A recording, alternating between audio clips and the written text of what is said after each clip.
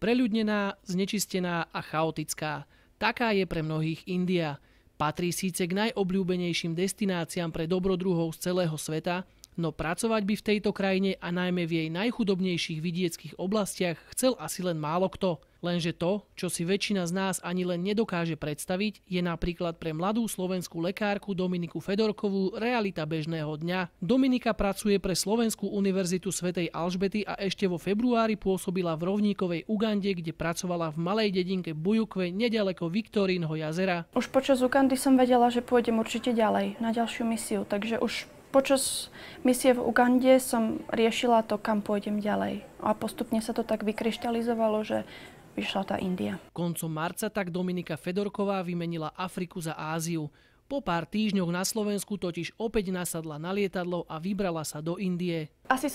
Čakala som horšie, musím povedať. Asi som čakala trošku horšie, A trošku to na mňa prišlo civilizovanejšie už ten prvý dojem, pretože sme prileteli do Bangalore. Po krátkej aklimatizácii v hlavnom meste indického štátu Karnataka sa ale musela presunúť niekoľko stoviek kilometrov severne od mesta Bangalore a tak nasadla na nočný lôžkový autobus, ktorým pokračovala vo svojej ceste až do mesta Manvi.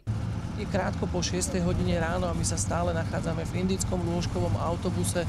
Včera večer sme opustili rušné 6-miliónové mesto Bangalore a práve sa blížime do mestečka Manvi, v okolí ktorého pôsobí aj slovenská lekárska komunita. Bola som rada, že som ju nemusela absolvovať sama.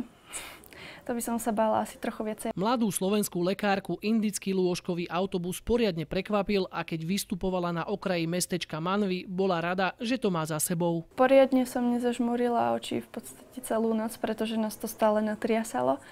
Ale tak v takýchto krajinách bez toho, že by si niekomu dôveroval, tu nemôžeš prežiť. Prvé dni v neznámom prostredí sú pre každého vždy a všade ťažké. V exotických krajinách, kde funguje všetko úplne inak a kde je potrebné výrazne prehodnotiť svoj rebríček hodnôt, to platí dvojnásobne. Prvé dni, keď som sem prišiel, tak som bol z toho úplne v šoku.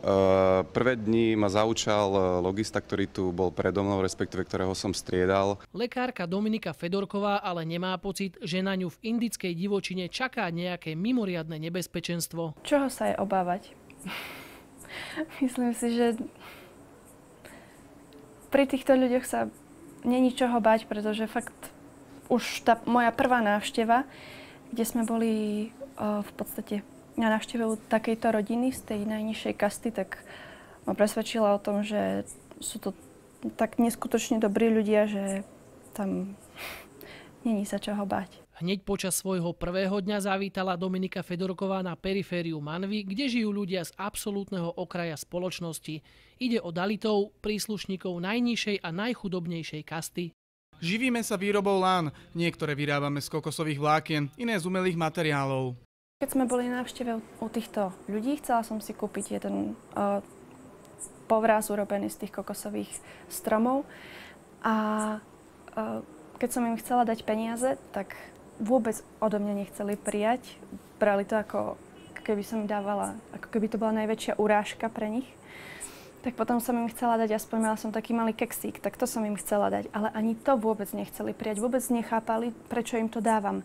Až potom, keď som ho vlastne rozlámala na malé časti a každému som dala kúsok, tak potom si zobrali každý kúsok. Práca slovenských lekárov na indickom vidieku nie je iba o tom, že si odpracujú denne 8 hodín vo svojej exotickej ambulancii. Ordinuje sa totiž len do poludnia. Potom sa naši zdravotníci presúvajú do okolitých dedín priamo za svojimi pacientmi. A takéto výjazdy absolvujú slovenskí lekári pôsobiaci v Indii až 5-krát za týždeň. Výjazdy robíme každý deň okrem piatka a nedele. Niekomu to práve že vyhovuje, ale je to niekedy únavné, pretože niektorých práve tých vzdialených dedinách je tých ľudí viac, čiže hodinu tam cestujeme, tam potom ešte 2,5 hodiny pracujeme a potom keď sa vrátime, tak niekedy je 9 hodín a potom sa človek akurát na večeri a ide spať. Do exotických krajín naši lekári nechodia oddychovať. Skôr v nich hľadajú svoje vlastné hranice. To zatiaľ aj ja skúmam, kde mám tie hranice.